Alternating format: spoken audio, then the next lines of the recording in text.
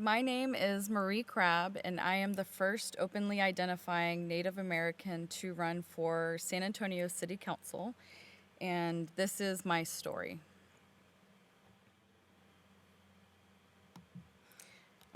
Much of my story can't really be told without first explaining my parents' stories, and that shaped my own story. So we have my mother, Diane, and my father, Kenneth.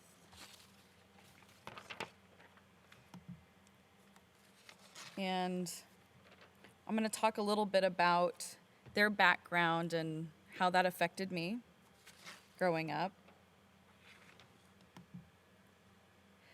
I traced my dad's roots back to the Titanic. My father came from Irish origin by way of Alabama, and his ancestors were counted on the late 1800s census rolls. And I was able to find all kinds of photos of his family online and in the census, and all sorts of written records existed for my father's side of the family. When it came to researching my mother's side of the family, on the other hand, and my mother for that matter, I found that there wasn't a whole lot. And my mother's history passed away whenever she did, unfortunately. And this highlights the fact that a lot of American Indian history is oral history. Our stories are handed down by generations and through families, and there just aren't the type of records that were kept whenever early Europeans came to the United States. So, speaking of my mom, she grew up picking cotton in Tahoka, Texas, which is a cotton community. She didn't know much about her father. She knew that he lived in California, but that was about it. And her own mother only spoke Spanish. However, my mom, when speaking Spanish in school, would get punished when the nuns caught her, and they would hit her on the hand with a ruler. So that left a really bad taste in my mom's mouth, unfortunately, and it caused a situation where she would not teach any of her kids Spanish. She got a high school diploma, and when she was about 20, her mother passed away in a tragic auto accident, and this made my mother feel that she was the cause of the accident. She felt very guilty all of her life, and unfortunately was alcohol dependent, later succumbing to cirrhosis of the liver because of that lifelong dependence on alcohol. My father, although he grew up in a completely different part of the country, had similar circumstances, grew up very poor. He achieved a 7th grade education, and as an adult was illiterate. He later on in his life learned how to read by reading the Bible, so he taught himself to read. When he was younger, he joined the Navy to escape that situation of poverty in Alabama.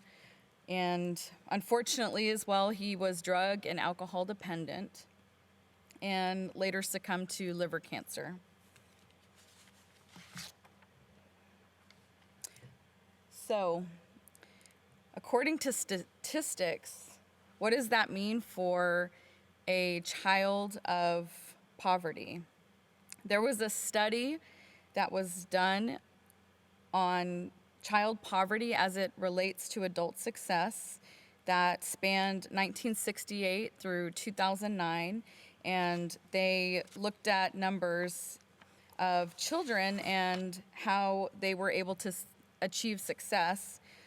So going through some of those numbers, what are the chances that a poor kid will be successful later on in life? So 63% will achieve a high school diploma by the age of 20. 22% will achieve college education by the age of 25. Of that 22, little over 22%, 3.2% are actually going to complete college by the age of 25. And 35% are going to be consistently employed by the age of 30. And 64% will not be a teen mom. So when you look at those numbers and you compare it to the numbers of Never Poor, the biggest gap are the ones that are completing college. So when you look at Never Poor, you've got 36.5%, and when you looked at persistently poor, you have 3.2%. That's a pretty big gap.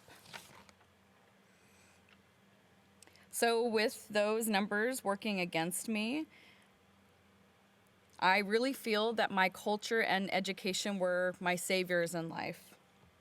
And I just want to go through a little bit of my background so you can put into context how the history of poverty through my parents and education or lack of education played a role in my life. So, when I was young, my parents separated, and my father moved back to San Antonio, where he became homeless and lived on the streets for quite some time. I don't really know a lot about that time. He just told us that he was living on the streets. And when I was in middle school, I kind of floated amongst friends, and what I was really seeking was stability. When I was in 8th grade, I became class president, which I'm still pretty proud of. It was kind of a first big achievement for me inside school, outside of my grades, that showed that, in a way, I mattered to my class. So when I was graduating from 8th grade and about to go into high school, I made the decision on my own to move back to San Antonio and live with my sister. I felt that there would be better opportunities at a high school here versus the school that I was at. And I ended up graduating 9th in my class of almost 500 students at Holmes High School.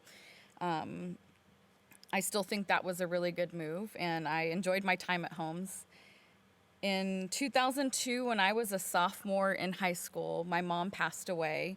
My sister called me when I was at school. The school day was over, and told me that she was picking me up, and my mom had been sick, so I pretty much knew what that call meant. And in 2006, 4 years after that, my father passed away. So I know this sounds kind of like a resume of tragedy, but it is important because I'm going to show that culture and education were the life-saving events throughout this timeline. In 2006, I became the president of the Native American Student Association at St. Mary's University, and I was still very impressed that they had a Native American Student Association because many universities don't. And we hosted powwows on campus, we hosted educational events, and we teamed up with the local communities to put together other events as well. In 2007, I completed an internship at the State Department in the Office of Civil Rights, where I studied minority trends and looked at the numbers that the State Department was hiring to make sure that they were hiring fairly.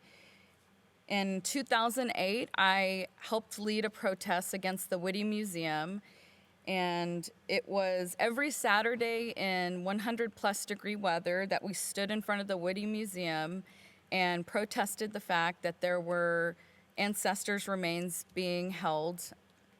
And at the end of the day, we were able to bring awareness to that fact, and it brought the local Indian community together. In 2008, I became a college graduate, first person in my family to go to college and first person in my family to graduate with a bachelor's degree in criminal justice from St. Mary's University. And that same year, the Express News did a story on me. They called it a human interest story because of my background and the obstacles that I had to overcome.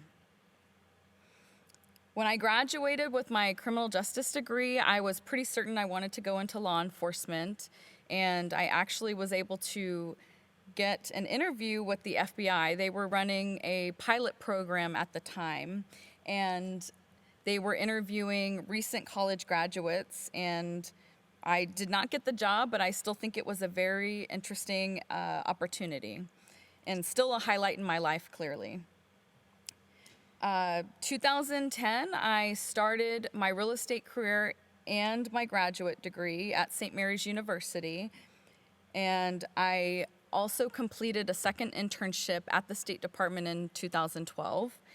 Same office I was in before, Office of Civil Rights, this time looking more specifically into Native Americans as they related to the State Department. I ghost wrote an article for the State Department about American Indian involvement with the State Department. Unfortunately, in 2012, my older brother passed away, and I was the guardian of my 7-year-old niece for some time, and completed my master's degree that same year. And fast forward to today, I am first-time candidate running for city council. So why did I go through that resume of tragedy? Because I wanted to show that even though the numbers, the statistics, the odds were stacked against me, I attribute my success in life to my education and my culture. And I wanted to talk a little bit about the American Indian community in San Antonio. We have a really long history in San Antonio dating back 10,000 years, and some would even say longer. And we've played a really important role in the founding of the San Antonio missions, which are now part of a World Heritage Site.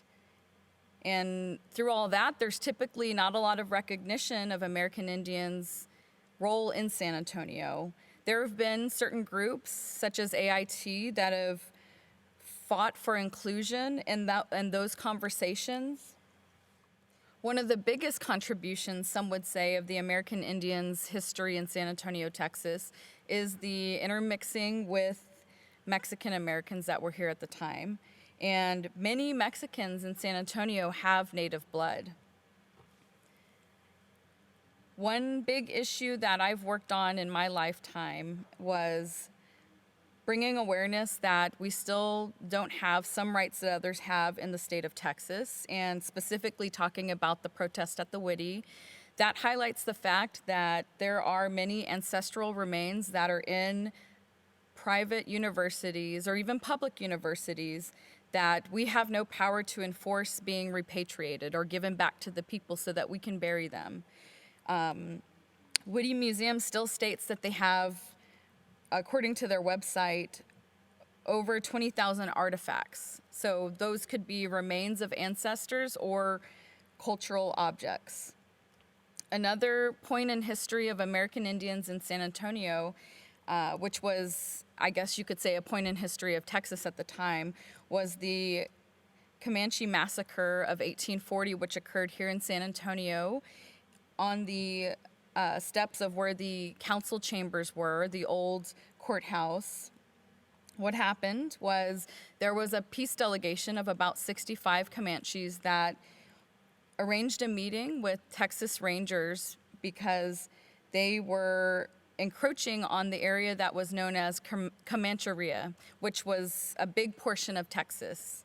And this encroachment meant that there were fights, there were deaths, and ultimately they were being pushed out of places they had traditionally occupied for a very long time, thousands of years, some would say.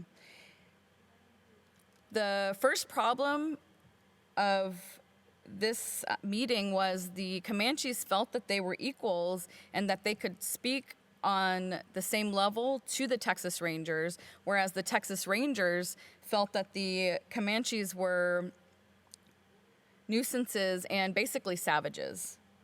So what happened after they called the meeting, they came to San Antonio on the council chamber steps. The Texas Rangers invited them into the council chambers inside. They then informed them that they would be held hostages until more hostages that they felt the Comanches had would be brought forward. So what the Texas Rangers assumed was that all Indians were the same, that the Comanches were all one big tribe, and they had one chief. That was their assumption. In reality, the Comanches had many different autonomous groups and only had one hostage to exchange. So this misunderstanding created a situation where 65 Comanches, men, women, and children, were massacred on the steps of the council chambers in San Antonio. So that is a scandal that happened in history and a travesty. And to me, what it makes me feel is that it's very surreal to think that I'm running for office in the city where, on the very same steps of the council chambers, ancestors were murdered by virtue of being considered savage, by a misunderstanding, by a communication misunderstanding. So, with all that being said, what's the importance of me as a Native American woman running for local public office? First, I want to start just as a woman who grew up in poverty. My worldview is very much shaped by the experiences that I've had. My business view is shaped by the experiences that I've had. And the way that I look at resolving conflict is shaped by the experiences that I've had as a child and up until now. Because really growing up poor, you can feel that your voice doesn't matter and your opinion doesn't matter, and sometimes even your existence in a society that seems to ignore you doesn't matter. When I think about running as a Native American for public office, it's not about just being a Native American, but to me it's about the bigger picture that reflects growth and progress in our society. If I'm the first in San Antonio, that means that we are growing from a certain point. And there's been a nationwide movement of Native American leaders stepping up and running for public office, and San Antonio is following that trend, which I'm very proud to be a part of. Again, to me, that means growth and progress. I'd like to conclude this with a saying by Deb Haaland, the Secretary of Interior-elect, the very first cabinet-level secretary, Native American woman that's a cabinet-level secretary, and saying that I'll be fierce for all of us.